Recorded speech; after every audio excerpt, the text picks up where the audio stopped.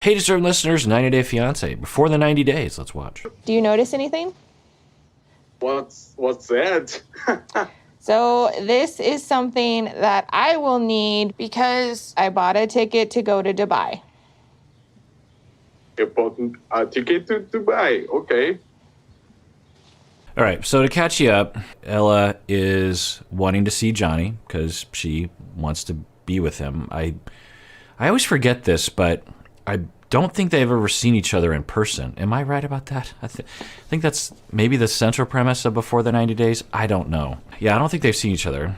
And so it's in the middle of, I think, the Delta variant during this time for them and their timeline. And he's in China, she's in Idaho. And previously, she was pressuring him to come out to Idaho to see her.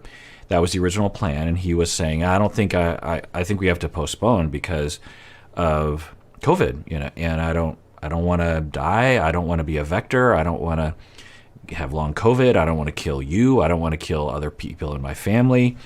It's just irresponsible to do that kind of thing. We can wait. Now, you could argue that he wasn't very convincing regarding the wait. He could have been like, look, I love you. I'm just terrified. And definitely when this whole thing calms down, and, because he at least we didn't see that on the show. But she should understand the situation. But some people live in some echo chambers where they literally think COVID is a hoax and that it's just the flu and everyone's freaking out over nothing, even though millions upon millions have died from it. He had every reason to say, like, look, I just don't feel comfortable. I think we should wait. And she interpreted that as him being a jerk face about, and so it just lends itself to all these other questions. Like, okay, well, if your contention is that he doesn't love you, then you just could be sad about that. You'd be like, oh, I guess he doesn't love me the way I love him. I guess he doesn't really want to be with me the way I want to be with him. That'd be okay. I don't think that's true, but that's okay.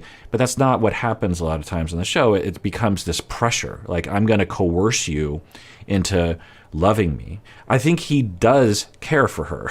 I think he just understands the science, and he lives in an echo chamber or an area of the world that actually respects the science, similar to my echo chamber, if you will. There was this thing about, like, well, he's going to Dubai, and I remember being kind of confused about that because I'm like, well, and just to be clear, her town, according to statistics, I think actually has pretty low rates, per capita. But he has to get there. We all understand that, right? He's got to get in a bus, and taxi, an airplane. He's got to walk through the airports. He's got to, he's got to go to restaurants to get food. He's got to get his luggage. He's got to walk by potentially 100,000 people in closed, confined spaces to get to her, and then could infect her and her family with the virus and kill everyone there. So there's all that stuff. Anyway, point is that he still had according to her, he still had a ticket to Dubai. I have a dog hair in my nose, I think. It's itching me. She was saying that he still has a ticket to Dubai because he was going to go to Dubai and then to the States, and he was going to quarantine in Dubai or something like that. And I was thinking, well, if he's not coming to the States, he's probably not going to Dubai. The issue isn't the States. I mean, that is part of the issue, but the issue is just, I think, traveling in general, right? Which raises your risks. So now she's saying, well, I'm going to go to Dubai, and that will light a fire under his butt so that he will go to Dubai and we can meet in person. And so we'll see what he says. I'm guessing he's going to say, well, I'm not going to Dubai. I guess we were misunderstanding me. As long as the virus is happening, I'm not leaving, so now you could also comment on her, I don't know to what degree of cultural appropriation she just did about Dubai headdresses. I don't even know if it's accurate, but given her track record regarding cultural simplicity, it sort of adds to the list. I don't think she's cancelable, in my opinion. You can certainly disagree with me on that. Let me know in the comments if you care to. Be nice to each other, always in the comments in my community. I hope so. Anyway, so now I will say that she has talked about and seemingly exhibits a lot of attachment insecurity and a lot of self-esteem issues. And so when you suffer from that, sometimes it makes it hard to step outside of that space and actually pay attention to what's happening with other people because you're just so desperate to get your needs met. Let's see if she can manage. Because the rules and the policies are tightening up. If I want to go abroad, it's going to be like a long quarantine for me. 5 weeks in China. But it's doable. It's going to be hard. But it's hard for me to have to go to Dubai. So Okay, she's still that attitude. And so it's not horrible. I'm curious as to what's really going on in his head, because if he's like, well, 5 weeks of quarantine is very inconvenient, and that's not I don't like you enough, or I don't want to see you badly enough to go through that. Or is it 5 weeks of quarantine will completely destroy my life. I can't go to work. I can't see my family. Like, I don't know what that means. Let's see if he can go into detail. Very strictly. And if I go to Dubai, meet with Ella for only 2 weeks, I need another 5 weeks quarantine after I fly back to China. It's really too much sacrifice for a very short meet. Okay. So on one hand, if you're Ella, you're like, but I'm in love with you. Aren't you in love with me? Won't you go through anything, relatively, to, be together? I mean, it's her asking him to go through all that, of course, so she doesn't have to do it. And so, I certainly get where he's coming from. And I'm guessing that it's just not like 5 weeks quarantine in your house playing video games. I'm guessing it's quite a hardship, right? Plus, it doesn't guarantee that you're not going to get the virus and you're not going to spread it. So it could also even be kind of shameful in certain communities. I mean, it certainly is in mine. When people don't take precautions, people will judge you, and I think rightfully so. It's just like, do you not understand that other people's lives are at stake? Like, I get that you don't care about yours, but other people's lives are at stake. So maybe there's that element. So, I mean, personally, so this is non-therapist talking. Personally, I would be him. I would be like, not worth it. Like, love can wait. The virus will be over at some point, hopefully, and especially when this was being filmed, I'm guessing that they thought it was going to be soon. I don't know what the forecast was at this point, but, he's like, maybe like, hey, just give it 3 more months, and then everything will be fine, and I won't have to quarantine, and I won't have to take any risks, and we can all do this. So if that's true, then great. But it's also okay for Ella to be like, please. But her attitude is one of pressure and I'm catching you on a lie. Because I think that's her schema, is that you don't really love me, and I'm catching you that you don't really love me, and then I'm gonna pressure you. It's not a good look. We can wait until the government update their rules and the policies. But aren't you tired of waiting? Yes. Like, don't you want to meet? I want to meet you, but I think it's 2 weeks. Okay, so that was the first time I've actually heard her say something that I can stand behind, which is, but don't you love me? Do you want to see me? That's a bid. And he verbally answered it. I don't think he detects it. I think he is interpreting it, which is natural, as criticism. Like, well, don't you love me enough to take this sacrifice? And so, he's trying to explain it. But if I were there, I'd really let that breathe, because that's the central emotional thing that's happening right now, which is that she is worried that he doesn't really love her. I think if she really understood that he loved her and fully intended on seeing her as soon as possible, as soon as it was rationally and scientifically rationally possible, then I don't think she would mind. I don't think she is that desperate. I think she's more desperate to know, and she's hanging evidence of him coming as evidence that he actually loves her, and if he doesn't, then that's evidence he doesn't love her. So I think if he could really convince her then I think all this would go away. It's just a guess. And he's not doing a great job of that. I understand, because he has to defend himself, and she's essentially attacking him. Weeks is too short. It's really, really so But short. that's what we have. So short for Like, it's either like now for 2 weeks or who knows when. Like, I'm starting to feel like you really didn't want to come in the first place as well. And that's fine. That's the core. Instead of pressuring, this is the worry. And this is a bid. It's a very passive bid, because she could have been more direct of, can you reassure me that you love me? Instead, it's, I'm beginning to think like you never wanted to see me in the first place. The other thing I'll say is, they might be completely incompatible. They don't know. We've seen enough of this show to know that video conferencing compatibility, it's rare that it translates into in-person compatibility. I mean, I don't know. It'd be interesting to do a rate, like a analysis of how many of the couples actually, has anyone done that before? Let me actually look it up. Okay, according to one article, they're saying that they have a 10% divorce rate. That's much lower, according to Matt Sharp, of the U.S. divorce rate, which is over 40%. But that doesn't account for the fact that the relationships aren't that long. You know, the rate of 40 to 50% of marriages ending in divorce accounts for the entire length. So it includes divorces that happen 30 years into a marriage. It's not that, 45% of marriages end in divorce within the first few years, because 90 Day Fiancé isn't that old. I mean, I think it's maybe 5-10 years old or something. But so there's that. The other thing that statistic doesn't account for is all the relationships that were horrible marriages.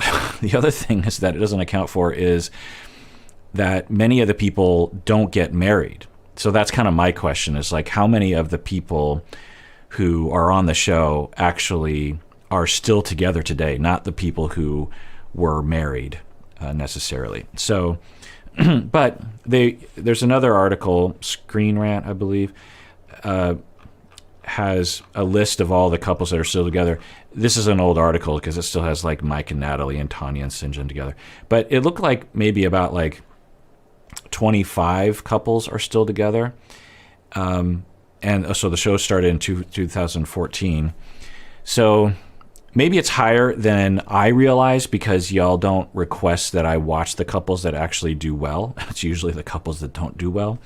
But I'll have to say, I mean, of the couples that I've seen on this show, I mean, I don't usually predict that, when you think about like Stephanie and Ryan, Kim and Usman, Lisa and Usman, Mike and Natalie, like, you just think about these couples, like I don't usually predict that things are going to go well for these people, because not because they're bad people, but because it just seems like there's so many problems. Anyway, my point is that for the two of them, what is she even fighting for exactly? She's fighting for an off chance that maybe things will work out if they happen to be in the same town and actually begin dating. Like, if I were her friend, I'd be like, if you're looking for love and companionship, that's great.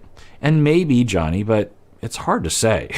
So, maybe there's an Asian American in Idaho. Are there any Asian Americans? I'm sure there are Asian Americans in Idaho. Anyway. What I feel. No.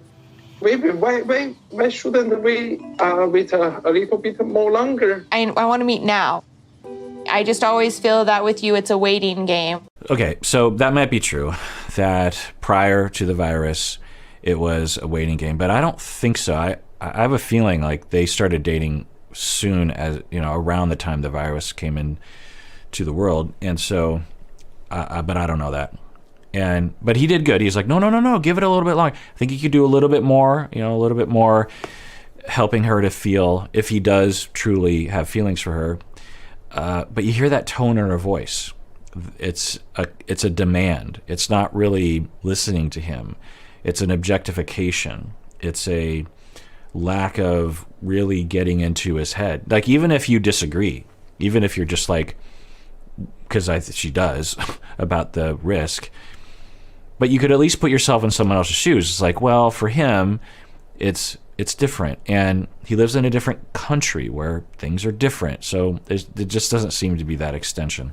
and I will be waiting for forever. So if you're not willing to come to Dubai, I am going to start looking at other options. So I don't blame her for that. This is a massive inconvenience. And like I was saying, if I were her friend, I'd be like, look, the chances of this working there's so many barriers, not only virus, but also visas and cultural differences and family. Like, is he going to live in Idaho or are you going to live in China?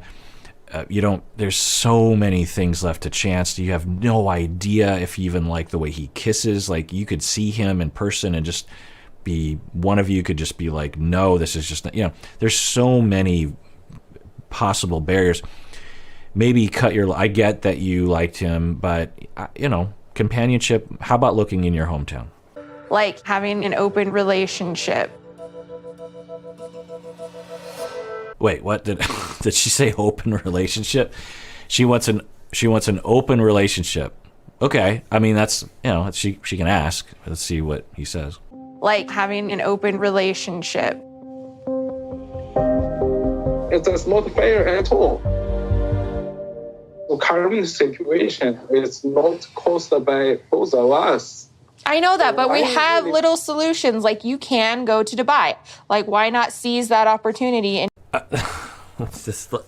it's one thing if you live in an echo chamber that thinks of the virus as just like the flu and it's a whole hoax and it doesn't matter and everything's fine. But it's another thing to just lack what do I say? Some sort of capacity that you can't understand where he's coming from, and you just keep hammering on it. You can solve this he's already explained why. To give Ella the benefit of the doubt, she does not see that it's a problem, and it's not a big deal to her. Well, so at the very least, you would hope that she would say something like, look, Johnny, I get that it's a huge hardship for you. 5 weeks quarantine before, 5 weeks quarantine after. I get that, and I'm so sorry. I still really want you to do it, though, because da-da-da. We could still kind of criticize that, but at least it would show some acknowledgement of who he is as a person and what he has to go through. I love Johnny, and I don't want to be with anybody else, but I am seriously at wit's end, and I need him to know that. I really want a family, and Johnny knows how important this is to me. I'm almost 30 years old. Like, I can't keep waiting. So if he's not willing to meet me in person, I'm gonna have to move on. And that I get. And we don't know the history. It's possible that he has hesitated before for maybe legit reasons. But so I get, and as I've been saying, if she wants to move on, totally understandable. She's just like, well, either you don't love me or this just wasn't meant to be because I just can't live like this anymore. So I'm really sorry, but I'm just going to start dating other people. I would totally get that. Do you want to come to Dubai to meet me, yes or no?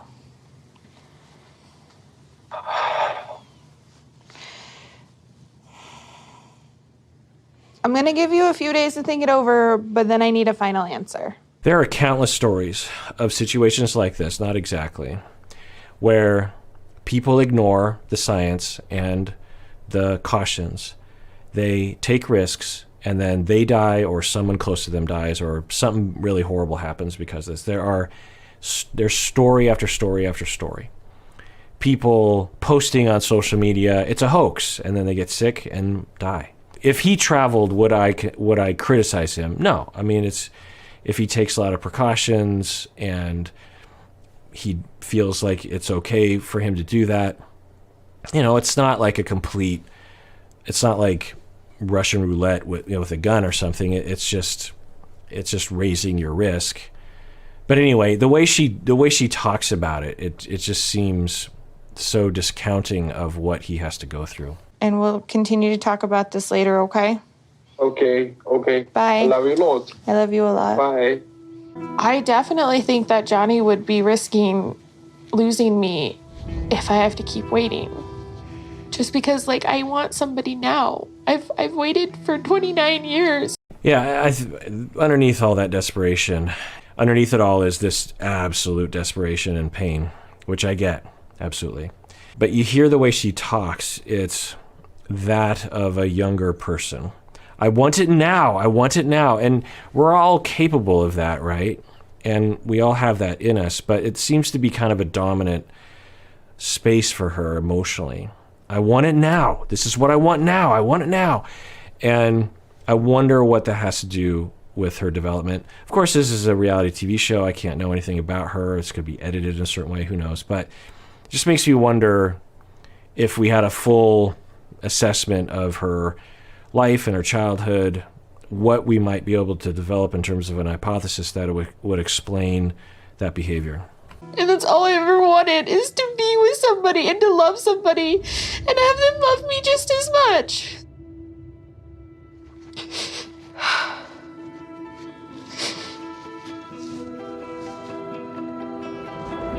And once again, when people have absolute pain and develop defenses such as over-focusing on your pain and your needs and ignoring the needs of others and pressuring other people, then you risk of pushing people away and thus not getting your needs met and perpetuating the distance and the pain. All right, well, that does it for that episode. Everyone out there, please take care of yourself because you deserve it. You really, really do.